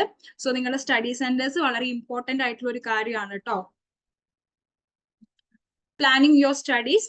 സോ നിങ്ങളുടെ ഞാൻ ആദ്യം പറഞ്ഞ പോലെ മിനിമം 2 years ആണ് നിങ്ങളുടെ ഈ ഒരു കോഴ്സിന്റെ കംപ്ലീഷൻ ടൈം. പക്ഷെ നിങ്ങൾക്ക് 4 yearsന്റെ ഉള്ളിൽ കംപ്ലീറ്റ് ചെയ്യാൻ പറ്റും. എന്നാലും നിങ്ങൾ 2 yearsന്റെ ഉള്ളിൽ തന്നെ കംപ്ലീറ്റ് ചെയ്ത് വരണം. അതുപോലെ തന്നെ നിങ്ങളെ സെലക്ട് ചെയ്ത കോഴ്സ് മാത്രം പഠിക്കുക. ഇപ്പോൾ നിങ്ങളിപ്പോ സ്റ്റഡി സെന്ററിൽ പോകുമ്പോൾ വേറെ ഓപ്ഷണൽ മൊഡ്യൂൾസ് എടുത്ത ലേണേഴ്സ് ഒക്കെ ഉണ്ടാവും, അവരുടെ അടുത്തൊക്കെ സംസാരിക്കുന്ന സമയത്ത് ചിലപ്പോൾ നിങ്ങൾ കൺഫ്യൂസ്ഡ് ആയി പോകാൻ ചാൻസസ് ഉണ്ട്. സോ നിങ്ങൾക്ക് എപ്പോഴും ഉറപ്പുണ്ടാവുക നിങ്ങൾ എന്തൊക്കെയാണ് പഠിക്കാൻ സെലക്ട് ചെയ്തിട്ടുള്ളത്. കാരണം നിങ്ങൾക്ക് ഒരുപാട് ഓപ്ഷണൽ മൊഡ്യൂൾസ് ഒക്കെ നിങ്ങളുടെ യൂണിവേഴ്സിറ്റിയിൽ നിന്ന് പ്രൊവൈഡ് ചെയ്യുന്നതുകൊണ്ട് തന്നെ നിങ്ങൾക്ക് കൺഫ്യൂഷൻസ് വരാൻ ചാൻസസ് കൂടുതലാണ്. സോ നിങ്ങൾക്ക് എപ്പോഴും ഉറപ്പുണ്ടാവുക നിങ്ങൾ എടുത്ത പേപ്പേഴ്സ് ഏതൊക്കെയാണ്, അത് മാത്രം പഠിക്കുക. നിങ്ങൾക്ക് കറക്റ്റ് ടൈം എല്ലാം ഫോളോ അപ്പ് ചെയ്യുക, അത് മാത്രം പഠിക്കുക. അതുപോലെ തന്നെ അസൈൻമെന്റ്സ് എല്ലാം നിങ്ങളുടെ എക്സാമിന്റെ മുന്നേ ആയിട്ട് തന്നെ സബ്മിറ്റ് ചെയ്തിട്ടുണ്ടോ? നിങ്ങളുടെ സബ്മിഷന്റെ ടൈം വരുന്ന സമയത്ത് കറക്റ്റ് തന്നെ അത് കൊണ്ടുവെക്കുക. അത് ലേറ്റ് ആക്കിയിട്ട് ലാസ്റ്റ് നിങ്ങൾക്ക് ആ സബ്മിറ്റ് ചെയ്യാൻ പറ്റിയില്ല എന്നുണ്ടെങ്കിൽ നിങ്ങൾക്ക് എക്സാം എഴുതാൻ പറ്റില്ല. അങ്ങനത്തെ ഒരു സിറ്റുവേഷൻ വരും. സോ അതിന് നിൽക്കാതെ നിൽക്കുക. അസൈൻമെന്റ്സ് ഒക്കെ കറക്റ്റ് ആ ടൈം ആകുമ്പോൾ തന്നെ കൊണ്ടുവെക്കുക. സോ അത്രേ ഉള്ളൂ നിങ്ങൾക്ക് മെയിൻ ആയിട്ട് പറയാനുള്ളത്. എന്തെങ്കിലും ഡൗട്ട് ഉണ്ടെങ്കിൽ ചോദിക്കാം കേട്ടോ. മാം, ഞാൻ രാജലക്ഷ്മിയാണ്. ഓക്കെ, ചോദിക്കാം. അപ്പൊ മാഡം പറഞ്ഞല്ലേ ഇപ്പൊ 2 yearsന്റെ ആണ് നമ്മുടെ കോഴ്സ്. ആ ഇപ്പൊ മാഡം പറഞ്ഞു ഇപ്പൊ 4 years ആണ് അതിന്റെ ഡ്യൂറേഷൻ. അപ്പൊ നമുക്ക് ഈ 2 years അറ്റൻഡ് ചെയ്ത് കഴിഞ്ഞാൽ നമുക്ക് അതിന്റെ സർട്ടിഫിക്കറ്റും കാര്യങ്ങളൊക്കെ കിട്ടണമെങ്കിൽ 4 years ആവണോ? അല്ലല്ല, അതിന്റെ ആവശ്യമൊന്നുമില്ല. നിങ്ങൾ നിങ്ങളുടെ എക്സാം ഫുള്ള് കംപ്ലീറ്റ് ചെയ്തിട്ടുണ്ടെങ്കിൽ എല്ലാവർക്കും റിസൾട്ട് വരുന്നതിന്റെ ഒപ്പം തന്നെ നിങ്ങൾക്ക് റിസൾട്ട് വരും കേട്ടോ. അത് കുഴപ്പമൊന്നുമില്ല. നിങ്ങൾക്ക് അത് പ്രൊവിൻഷ്യൽ ടൈം പോലെ തരുന്നുണ്ട്. സാധാരണ നമുക്ക് അങ്ങനെ ഇല്ലല്ലോ, ബാക്കി യൂണിവേഴ്സിറ്റിയിൽ അങ്ങനെ ഇല്ലല്ലോ. ഇവിടെ നിങ്ങൾക്ക് അങ്ങനെ ഉണ്ട്. പക്ഷെ നിങ്ങൾ 2 years കൊണ്ട് തന്നെ കംപ്ലീറ്റ് ചെയ്യാം. കാരണം നിങ്ങൾ അത് നീട്ടിക്കൊണ്ടു തന്നെ ബുദ്ധിമുട്ടായിരിക്കും. അതുപോലെ സ്റ്റഡി മെറ്റീരിയൽ എങ്ങനെ കിട്ടും? സ്റ്റഡി മെറ്റീരിയൽ നോവല്, പോയംസ് ഒക്കെ ഇല്ലേ? സ്റ്റഡി മെറ്റീരിയൽ നിങ്ങളുടെ യൂണിവേഴ്സിറ്റിയിൽ നിന്ന് അയക്കും കേട്ടോ. നിങ്ങളെ യൂണിവേഴ്സിറ്റിയിൽ നിങ്ങളുടെ വീട്ടിലേക്ക് കൊറിയർ പോലെ വരികയാണ്, പോസ്റ്റ് ആയിട്ട് വരികയാണ് ചെയ്യുക കേട്ടോ.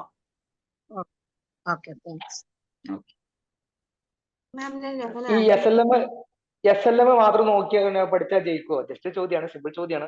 SLM ആണ് നിങ്ങളുടെ ടെക്സ്റ്റ് ബുക്ക്, അതാണ് നോക്കേണ്ടത്. മാം, നമ്മൾ ഈ സ്റ്റഡി സെന്ററിൽ നമുക്ക് അസൈൻമെന്റ് വെക്കാനല്ലാതെ ലൈബ്രറിയിലൊക്കെ പോവാന്ന് പറഞ്ഞില്ലേ, ഇപ്പം പോകാൻ പറ്റുമോ?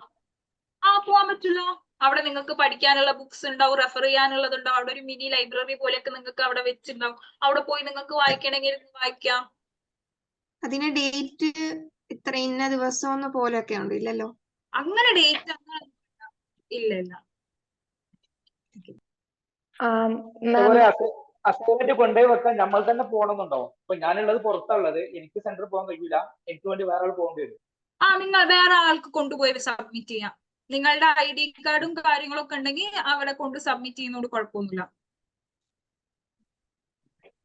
നമ്മളൊരു പേപ്പറിൽ ഫെയിൽ ആയാൽ റിട്ടേൺ എക്സാമില്, അപ്പം നമ്മൾ അസൈൻമെന്റ് റീസബ്മിറ്റ് ചെയ്യേണ്ടി വരുമോ? ഇല്ല. അസൈൻമെന്റ് ഒരിക്കൽ വെച്ചാൽ പിന്നെ അത് വേറെ വെക്കേണ്ട ആവശ്യമില്ല.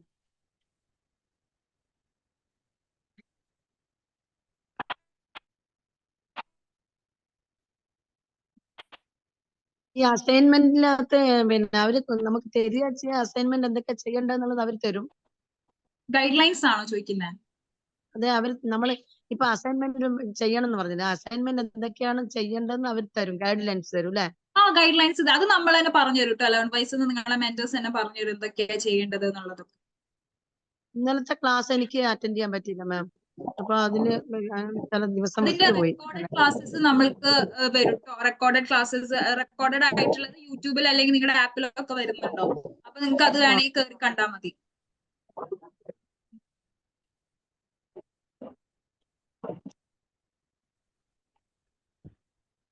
മിസ്സേ, മിസ്സേ, നമ്മൾ എഴുതുന്ന 4 പേപ്പേഴ്സ് ആണെന്ന് പറഞ്ഞു. അപ്പൊ നമ്മളിവിടെ MEG 1, 2, 3, 5 അപ്പൊ അങ്ങനെ 4 ടോപ്പിക്കിനെ കുറിച്ച് നമ്മളിവിടെ പറഞ്ഞു. അപ്പൊ ഇനി അത് നമുക്ക് കിട്ടുന്ന എന്താണ് ഗൈഡ് ലൈൻസ് കിട്ടുന്നത് ഈ ഒരു 4 ടോപ്പിക്സിനായിരിക്കും അല്ലെ? നമ്മളത് ഓപ്ഷൻ എഴുതുമ്പോ പ്രത്യേകിച്ച് അത് പറയണമായിരുന്നോ? ഞാനത് ആപ്ലിക്കേഷൻ നമ്മുടെ ലേൺവൈസിലേക്കാണ് അത് എല്ലാം ഫില്ല് ചെയ്ത് അയച്ചത്. ലേൺവൈസ് സെലക്ട് ചെയ്തത് ഈ പേപ്പേഴ്സ് തന്നെയല്ലേ? ഞാൻ ഇന്നതൊന്നും പറഞ്ഞില്ല. പക്ഷെ നമ്മുടെ ലേൺവൈസിൽ ഇത് മാത്രമല്ലേ ഉള്ളൂ? ലേൺവൈസിൽ ഈ പേപ്പർ ആണ് നിങ്ങൾക്ക് ഫസ്റ്റ് ഇയേഴ്സിന് തരുന്നത്. ഓക്കെ മിസ്സേ, താങ്ക്സ്. പ്രശ്നം എന്താന്ന് വെച്ചാല് നമുക്ക് ലൈവ് ക്ലാസ്സസ് പ്രൊവൈഡ് ചെയ്യാൻ പറ്റത്തില്ല. അതുകൊണ്ടാണ് നിങ്ങൾക്ക് നമ്മൾ തന്നെ അത് സെലക്ട് ചെയ്ത് തരുന്നത്. ഇപ്പൊ നിങ്ങൾ പുറത്തുനിന്ന് രജിസ്റ്റർ ചെയ്തിട്ട് വേറെ മോഡ്യൂൾ എടുത്ത് വരികയാണെന്നുണ്ടെങ്കിൽ നമുക്ക് വേറെ ഒന്നും ചെയ്യാൻ പറ്റില്ല, ക്ലാസ്സസ് പ്രൊവൈഡ് ചെയ്യാൻ പറ്റത്തില്ല. അതുകൊണ്ടാണ് ഞങ്ങൾ തന്നെ അതൊക്കെ സെലക്ട് ചെയ്ത് തരുന്നത്. ഫോം ഫില്ല് ചെയ്തതേ ഉള്ളൂ. അപ്പൊ ഏതൊക്കെയാണെന്നുള്ളത് ഞാൻ പറഞ്ഞില്ലായിരുന്നു. അപ്പോ അത് ലേൺ ബൈ ചെയ്തോളൂല്ലോ അല്ലേ? അത് ചെയ്യും. അതൊന്നും പറഞ്ഞാൽ മതി. ഈ പേപ്പേഴ്സ് ആണെന്നുള്ളതൊന്ന് അവരുടെ അടുത്തൊന്ന് ഡിസ്കസ് ഒന്ന് കമ്മ്യൂണിക്കേറ്റ് ചെയ്താൽ മതി. അതെന്തായാലും മാറ്റിയിട്ട് ചെയ്യത്തൊന്നുമില്ല കേട്ടോ.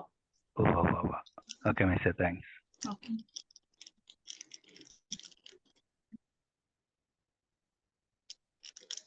ഈ 2 ഇയർ നമ്മള് ചെയ്യുന്ന സ്റ്റാൻഡേർഡ് ഉണ്ടല്ലോ, അത് ഏതാണെങ്കിലും നമുക്ക് ആ 2 ഇയർ അവിടെ പോയി പഠിക്കാനും പിന്നെ ബുക്കൊക്കെ റെഫർ ചെയ്യാനൊക്കെ പറ്റും.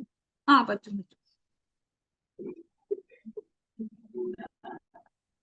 അതുകൊണ്ടൊന്നും ഒരു കുഴപ്പമില്ല. ഏത് സമയമാണെങ്കിലും അങ്ങനെ നമ്മൾ കോളേജ് ടൈം ഫുള്ളോടെ പോയി പഠിക്കാൻ പറ്റും. അതായത് അവിടെ ഒരു ടൈം ഉണ്ടാവില്ല, ഓരോ സ്റ്റഡി സെന്റേഴ്സിന്റെ വർക്കിംഗ് അവേഴ്സ് ഉണ്ടാവില്ല. ആ സമയത്ത് പോയി നിങ്ങൾക്ക് പഠിക്കാൻ പറ്റും. അല്ലാതെ രാത്രി അങ്ങനെ ഒന്നും ചേട്ടാ, അവർക്ക് വർക്കിംഗ് അവേഴ്സിന് നിങ്ങൾ പോയാൽ കുഴപ്പമൊന്നും ഉണ്ടാവില്ല. നമ്മള് സാധാരണ കോളേജിൽ പോണ പോലെ അങ്ങനെ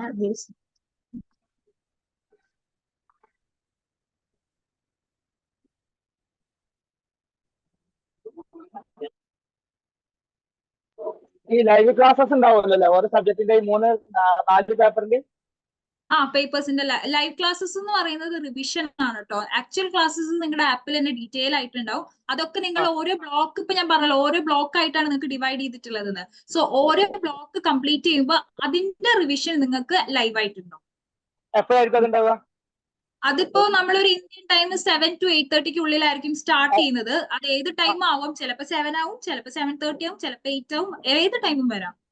അങ്ങനല്ലേ ചോദിച്ചത്? അതായത് ഏതാണ്ട് ഏത് മാസങ്ങളിലൊക്കെ ആയിരിക്കും? ഏത് പരീക്ഷ അടുപ്പിച്ചായിരിക്കുമോ അതല്ല നേരത്തെ?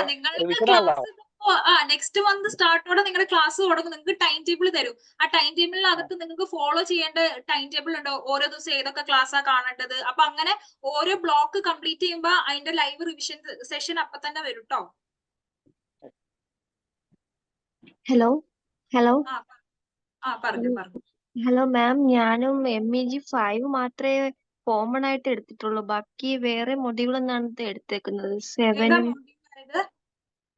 ഒരു 7-ഉം 14-ഉം 10-ഉം ആണ് എടുത്തേക്കുന്നത്. അതായത് റൈറ്റിംഗ്സ് ഫ്രം ഇന്ത്യ ആണോ? ഓക്കെ, റൈറ്റിംഗ്സ് ഫ്രം ഇന്ത്യ ആണെന്നുണ്ടെങ്കിൽ അതിന്റെ ക്ലാസ്സസ് നമ്മളുടെ ആപ്പിൽ ഉണ്ടാവുമായിരിക്കും. ക്ലാസ്സസ് ഉണ്ടാവും, പക്ഷെ ലൈവ് തരാൻ പറ്റില്ല കേട്ടോ. റൈറ്റിംഗ്സ് ഫ്രം ഇന്ത്യ നമ്മളിവിടെ സെക്കൻഡ് ഇയേഴ്സിനാണ് ആക്ച്വലി പ്രൊവൈഡ് ചെയ്യുന്നത്. ഇപ്പൊ നിങ്ങൾ എടുത്തിട്ടുണ്ടെങ്കിൽ കുഴപ്പമൊന്നുമില്ല, പക്ഷെ അതിന്റെ ലൈവ് തരാൻ പറ്റില്ല. ക്ലാസ്സസ്, നിങ്ങളുടെ റെക്കോർഡഡ് ക്ലാസ്സസ് നിങ്ങളുടെ ആപ്പിൽ ഉണ്ടാവും, ലൈവ് മാത്രം തരാൻ പറ്റില്ല എന്നേ ഉള്ളൂ. ബാക്കിയൊക്കെ ഉണ്ടോ? റെക്കോർഡിംഗ് ക്ലാസ്സസ് ആപ്പിൽ കിട്ടുമോ? ആപ്പിൽ നിങ്ങളുടെ റൈറ്റിംഗ്സ് ഫ്രം ഇന്ത്യ എന്നുള്ള പേപ്പറിന്റെ ക്ലാസ്സസ് നിങ്ങളുടെ ആപ്പിൽ ഉണ്ടല്ലോ. ഈ 3 പേപ്പർ ഉണ്ടാവും അല്ലേ? 3 പേപ്പർ. റൈറ്റിംഗ്സ് ഫ്രം ഇന്ത്യ എന്ന് പറയുന്നതാണ് ആ മൊഡ്യൂളിന്റെ പേര്. ആ മൊഡ്യൂളിന്റെ അണ്ടറിൽ വരുന്ന 3 പേപ്പേഴ്സിന്റെ ക്ലാസ്സസ് നിങ്ങളുടെ ആപ്പിൽ ഉണ്ട്. അതായത് ഞാൻ എടുത്ത് MEG 10, 14, 7 ആണോ? അതന്നെ. ഓക്കെ. അപ്പൊ MEG 5-ന്റെ ലൈവ് ക്ലാസ് കിട്ടും അല്ലേ? അത് കിട്ടും. അതിന്റെ റെക്കോർഡ് ക്ലാസ്സും കിട്ടുമായിരിക്കും. 5 എന്ന് പറയുന്നത് നമ്മളിവിടെ ഫസ്റ്റ് ഇയേഴ്സിന് പ്രൊവൈഡ് ചെയ്യുന്നത് തന്നെയാണ്. അതെന്തായാലും കിട്ടും. അതിന്റെ ലൈവ് എന്തായാലും കിട്ടും. ബാക്കിയുള്ള 3 പേപ്പേഴ്സ് ഇപ്പൊ വേറെ എടുത്തു എന്ന് പറഞ്ഞല്ലോ, അതിന്റെ ലൈവ് നമുക്ക് തരാൻ പറ്റത്തില്ല, അത് ഉണ്ടാവില്ല. അപ്പൊ അതിന്റെ റെക്കോർഡഡ് അതായത് നിങ്ങളുടെ ആപ്പിലുള്ള ക്ലാസ്സസ് നിങ്ങൾക്ക് കാണാൻ പറ്റും, ലൈവ് മാത്രം കാണാൻ പറ്റില്ല. അത് എടുത്തോണ്ട് വല്ല കുഴപ്പമുണ്ടോ? അത് കുഴപ്പമൊന്നുമില്ല. നിങ്ങൾക്ക് മോഡ്യൂൾ ഓപ്ഷണൽ മോഡ്യൂൾ അല്ലേ. അത് നിങ്ങളെ യൂണിവേഴ്സിറ്റി നോക്കുമ്പോൾ നിങ്ങൾക്ക് ഏത് വേണമെങ്കിലും എടുക്കും. ഇപ്പൊ നിങ്ങൾക്ക് അതിൽ അമേരിക്കൻ ലിറ്ററേച്ചർ എന്ന് പറയുന്നത് ഉണ്ട്, അതുപോലെ തന്നെ റൈറ്റിംഗ്സ് ഓഫ് ദ മാർജിൻസ് ഉണ്ട്, അങ്ങനെ ഒരുപാട് മോഡ്യൂൾസ് ഉണ്ട്. അത് പക്ഷെ ഇത് നമുക്ക് പഠിക്കാൻ ടഫാണോ? റൈറ്റിംഗ്സ് ഫ്രം ഇന്ത്യ എന്ന് പറയുന്നത് അത്ര ടഫ് ഉള്ളതൊന്നുമല്ല. ഇനി മാറ്റാൻ പറ്റത്തില്ല അല്ലേ? മാറ്റാൻ പറ്റില്ല, ഓൾറെഡി രജിസ്റ്റർ ചെയ്ത് കഴിഞ്ഞല്ലേ. ഓക്കെ.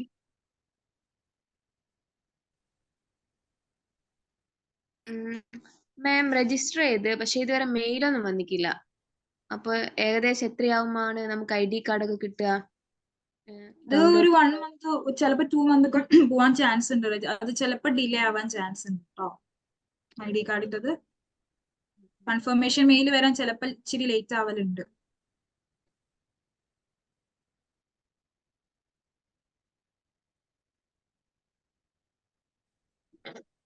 മാം പറഞ്ഞില്ലേ ഈ എക്സാമിനൊക്കെ കോഡാ വരുന്നതെന്ന് പറഞ്ഞില്ലേ, അപ്പം ഈ ബ്രിട്ടീഷ് പോയട്രി ഡ്രാമ നോവലിനൊക്കെ കോഡായിരിക്കും അതോ അതുപോലെ തന്നെ എഴുതി വരുമോ?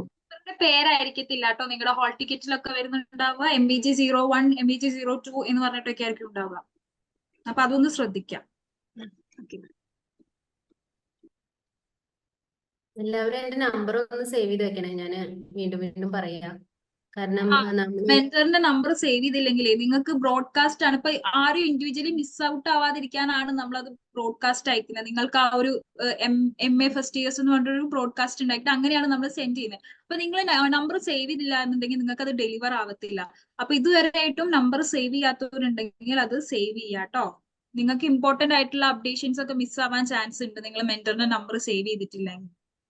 കാരണം ഇപ്പൊ നമ്മളിപ്പോ ഈ ഒരു സെഷൻ സ്റ്റാർട്ട് ചെയ്യുന്ന സമയത്തൊക്കെ റിമൈൻഡർ പോലെ നമ്മൾ ജോയിൻ ചെയ്യാൻ വേണ്ടിയിട്ട് അതിലിടും. അതേപോലെ ഇമ്പോർട്ടന്റ് ആയിട്ടുള്ള കാര്യങ്ങളൊക്കെ എല്ലാവർക്കും ഒരുപോലെ ഷെയർ ചെയ്യാൻ വേണ്ടിയിട്ട് നമ്മൾ കമ്മ്യൂണിറ്റിയിൽ ബ്രോഡ്കാസ്റ്റ് ചെയ്യല്ലേ ചെയ്യുക. അപ്പൊ നിങ്ങളത് സേവ് ചെയ്ത് വെച്ചില്ലെങ്കിൽ ചിലപ്പോൾ ആർക്കൊക്കെ ഇത് റിസീവ് ആയില്ല എന്നുള്ളത് ഇപ്പോഴും എടുത്തെടുത്ത് എല്ലാവരുടെയും ഇൻഡിവിജ്വലി നോക്കേണ്ട ഒരു അവസ്ഥ വരും. അപ്പൊ നിങ്ങളിപ്പോ MA ഒക്കെ എത്തി കുറച്ച് അഡൽട്സ് അല്ലേ, അപ്പൊ പറയുമ്പോൾ നിങ്ങൾക്ക് മനസ്സിലാവുമല്ലോ. അതുകൊണ്ടാണ് ഞാൻ വീണ്ടും പറയുന്നത്.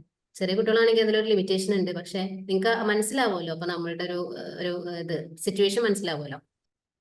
കാരണം നിങ്ങളെ മിസ് ഔട്ട് ആക്കിയ നിങ്ങൾക്ക് തന്നെയാണ് ബുദ്ധിമുട്ട്. കാരണം നമ്മൾ നമ്മുടെ സൈഡിൽ നിന്ന് നോക്കുമ്പോൾ നമ്മൾ സൈഡ് ക്ലിയർ ആണ്.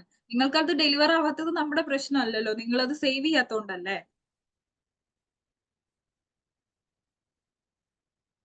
സോ നിങ്ങളുടെ ആക്ഷൻ ടാസ്ക് തരാട്ടോ.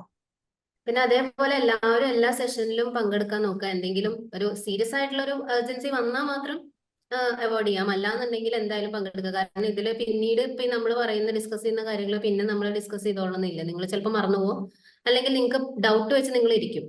അപ്പൊ ഇങ്ങനെയുള്ള സെഷൻസിൽ കയറുമ്പോൾ നമുക്ക് ക്ലിയർ ആവും. പിന്നെ നമ്മുടെ മൈൻഡിൽ ഡൗട്ട് ഉണ്ടാവില്ല. അപ്പൊ ഡൗട്ട് ഇല്ലാതെ ക്ലിയർ ആയിട്ടുള്ള ഒരു മൈൻഡ് വെച്ചിട്ട് നമുക്ക് പഠിച്ച് മുന്നോട്ട് പോകാൻ പറ്റും. അതുകൊണ്ട് എല്ലാ സെഷൻസിലും ഒന്ന് പങ്കെടുക്കാൻ നോക്കാം കേട്ടോ. സ്ക്രീൻ കാണുന്നില്ലേ? ഇന്ന് പറഞ്ഞ സംഗതിയിലേ ഞാൻ ജസ്റ്റ് ഒന്ന് നെറ്റിന്റെ പ്രശ്നം വന്നോണ്ട് ക്ലാരിറ്റി ഇല്ലാത്തൊരു ഏരിയ ഉണ്ട്.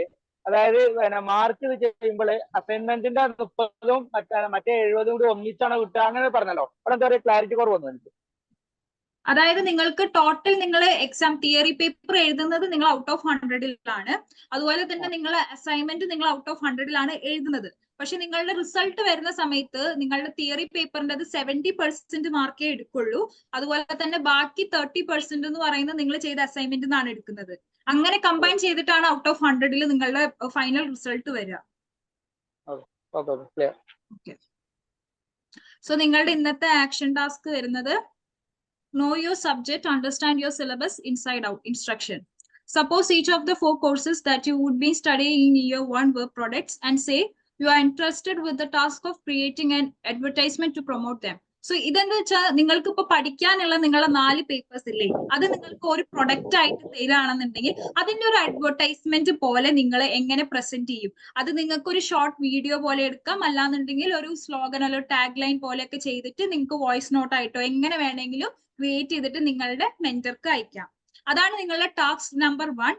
നെക്സ്റ്റ് ടാസ്ക് വരുന്നത് നിങ്ങളിപ്പോ ഈ ഒരു നിങ്ങൾക്കിപ്പോ പഠിക്കാനുള്ള ഫസ്റ്റ് ഇയറിൽ പഠിക്കാനുള്ള ഇപ്പൊ 4 പേപ്പേഴ്സ് ഞാനിപ്പോ പറഞ്ഞു തന്നല്ലോ. ഈ 4 പേപ്പേഴ്സിൽ നിങ്ങൾക്ക് ഏറ്റവും ഇഷ്ടമുള്ള ഒരു പേപ്പർ എടുത്തിട്ട് അത് നിങ്ങൾ പഠിപ്പിക്കാൻ അല്ലെങ്കിൽ നിങ്ങൾ അതിന്റെ ഒരു ടീച്ചർ ആവാനുള്ള, അതായത് ആ കോഴ്സ് നിങ്ങൾക്ക് ഇഷ്ടപ്പെടാനുള്ള കാരണം എന്തുകൊണ്ടാണെന്നും അത് നിങ്ങൾക്ക് നിങ്ങളുടെ ആ ഒരു 4 പേപ്പറിലുള്ള ഒരു പേപ്പർ നിങ്ങൾക്ക് പഠിപ്പിക്കാൻ അവസരം തരാണെങ്കിൽ നിങ്ങൾ അതിൽ ഏത് പേപ്പർ എടുക്കും, എന്തുകൊണ്ട്, ഈ ഒരു കാര്യത്തിന് ബേസ് ചെയ്തിട്ടുള്ളതാണ് നിങ്ങളുടെ ഇന്നത്തെ ആക്ഷൻ ടാസ്ക് എന്ന് പറയുന്നത് കേട്ടോ. സോ അത് ചെയ്തിട്ട് നിങ്ങളുടെ മെന്റേഴ്സിന് അയക്കാം. ഒന്നിനല്ലേ ആൻസർ ചെയ്യേണ്ടുള്ളൂ? അല്ല, 2നും ആൻസർ ചെയ്യണം. 2 വേണം. ആദ്യത്തേത് എന്തായിരുന്നു? ആദ്യത്തെ എന്ന് പറയുന്നത് നിങ്ങൾക്ക് നിങ്ങളുടെ 4 പേപ്പർ ആണല്ലോ മൊത്തം ഉള്ളത്. ഈ 4 പേപ്പർ ഇപ്പൊ ഓരോ പ്രൊഡക്റ്റ് ആയിട്ടാണ് തന്നിട്ടുള്ളത് എന്ന് വിചാരിക്കും. ഇപ്പൊ ബ്രിട്ടീഷ് നോവൽ എന്ന് പറയുന്ന ഒരു പ്രൊഡക്റ്റ് ആയിട്ടാണ് തന്നത്. അപ്പൊ നിങ്ങൾക്ക് പറയാം, ഓ ഇതിൽ നിങ്ങൾക്ക് ഇങ്ങനെയൊക്കെ ഉണ്ട്, ഇങ്ങനെയൊക്കെ ഉള്ള ആൾക്കാരെയൊക്കെ കുറിച്ച് അറിയണം എന്നുണ്ടെങ്കിൽ നിങ്ങൾ ഈ ഒരു ഇത് തന്നെ എടുക്കണം. അങ്ങനെയൊക്കെ നമ്മൾ ഒരു അഡ്വർടൈസിങ് പോലെ നമ്മൾ പറയുമല്ലോ.